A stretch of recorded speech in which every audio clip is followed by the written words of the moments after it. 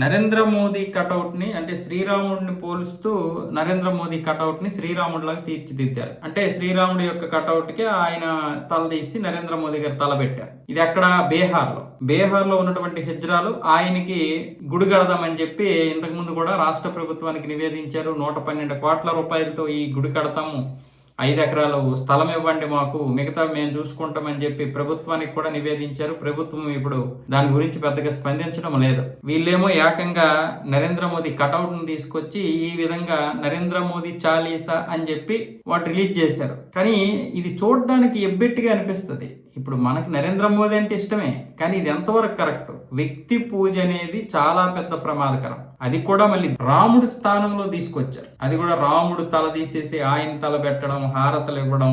అంటే మీకు ప్రేమ ఉండొచ్చు, మన ఇంట్లో ఫోటో పెట్టుకోవచ్చు, అంతవరకే. ఆయనకి మనం ఓటేసి గెలిపించడం వరకే మన యొక్క ఇది. ఈ విధంగా మనం సపోర్ట్ చేయాలి, మారల్ సపోర్ట్ ఉండాలి. మనం ఎవరైతే శత్రువులు ఉన్నారో వాళ్ళతో ప్రొటెస్ట్ చేస్తూ మనం రక్షించుకోవాలి. అంతేగాని ఈ విధమైనటువంటి దేవుడికి గుడి కట్టినట్ల నరేంద్ర మోదీకి గుడి కడతాం, నరేంద్ర మోదీ చాలీస్ అంటే అది వినడానికి చిరాగ్గా ఉంటది. తర్వాత ఏదైతే ఆయనకు ఒక పేరు వచ్చిందో ఆ పేరు మొత్తం పోద్ది. ఎందుకంటే ఇది కావాలని హిజ్రాలకి డబ్బులు ఇచ్చి ఈ విధంగా గుడి కట్టించుకున్నారంటారు. అది మనకు కూడా జుభిక్షకరంగా ఉంది వినడానికి. ఈ 112 కోట్ల రూపాయలు ఎక్కడి నుండి వచ్చే హిజ్రాలకి అంటే మేము సంపాదించుకున్నటువంటిది మొత్తం బీహార్లో ఉన్నటువంటి అందరం అని చెప్పి. మరి అంత ఉన్నప్పుడు మీరు ఏదైనా దాని నుంచి ఆదాయం వచ్చే విధంగా మీరు ఏదో ఒక కంపెనీనో ఇంకేదో స్థాపించుకోవాలి. లేకపోతే దాన్ని ఫిక్స్డ్ డిపాజిట్ చేసుకొని మీ యొక్క సంక్షేమానికి ఉపయోగించుకునే విధంగా చేయొచ్చు కదా. 112 కోట్ల రూపాయలకి దేవాలయం ఏంటంటే దేవాలయం కట్టుకొని మేము ఆదాయం సంపాదిస్తాము, 5 ఎకరాల స్థలం ఇస్తే అక్కడ అంగరంగ వైభవంగా దేవాలయం కడతాము, మాకు కావాల్సినటువంటి వసతులు నిర్మించుకుంటాము, తద్వారా దేవాలయానికి చూడడానికి వచ్చినటువంటి వారి వద్ద టికెట్ వసూలు చేస్తాము, దానికి మాకు ఉద్యోగ అవకాశాలు ఉంటాయి, మా యొక్క డబ్బు కూడా మళ్ళీ తిరిగి వస్తుంది కదని వీళ్ళు అంటారు. కానీ దేవాలయం కట్టడం అనేది ఎంతవరకు కరెక్ట్? నరేంద్ర మోదీ మీద దేవాలయం కట్టాలి అంటే ఇలా వ్యక్తుల్ని దేవుడిగా మనసులో అనుకోవచ్చు, లేదా మనకి మంచి చేస్తే దేవుడు అనుకుంటాం, కానీ గుడి కట్టకూడదు. ఎప్పుడైతే ఇలాంటి గుడులు కట్టుతామో అప్పుడే అది ఒక రకమైనటువంటి యావగింపుకి వచ్చేస్తుంది. ఇప్పుడు తమిళనాడులో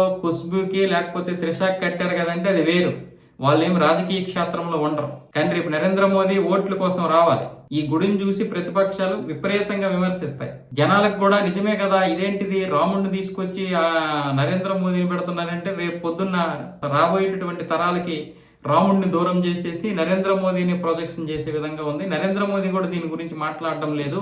అంటే రాముడిని దూరం చేయాలనే ప్రయత్నం రేపు మరొక 50-60 సంవత్సరాల తర్వాత అయోధ్య రామ మందిరంలో కూడా రాముడిని తొలగించేసి నరేంద్ర మోదీ విగ్రహం తీసుకొచ్చి పెడతారని చెప్పి వాళ్ళు అలిగేషన్ చేస్తారు. దాన్ని బాగా ప్రొజెక్షన్ చేస్తే జనాలు కూడా నమ్ముతారు, హిందువులకు కూడా కోపం వచ్చేస్తుంది దానివల్ల.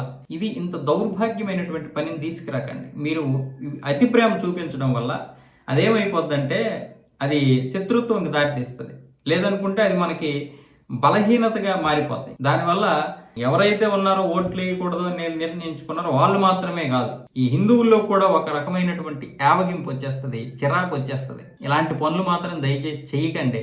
ప్రస్తుతానికైతే కేంద్ర ప్రభుత్వం రాష్ట్ర ప్రభుత్వం మాకు సంబంధం లేదనేసాయి. నిన్న ప్రెస్ క్లబ్ కూడా మాకు సంబంధం లేదనేసారు. రాష్ట్ర ప్రభుత్వం అయితే 5 ఎకరాల స్థలం అయితే ఇవ్వలేము, మీరే ఏదైనా స్థలం కొనుక్కొని కట్టుకోండి లేకపోతే మానేయండి అని అటు సామ్రాట్ చౌదరి ప్రభుత్వం చెప్పేసింది. కానీ ఆ 112 కోట్లతో కట్టడం అనేది రేపు నరేంద్ర మోదీకి ఎంత మైనస్ అవుద్ది అనేది వాళ్ళు కూడా ఆలోచిస్తున్నారు.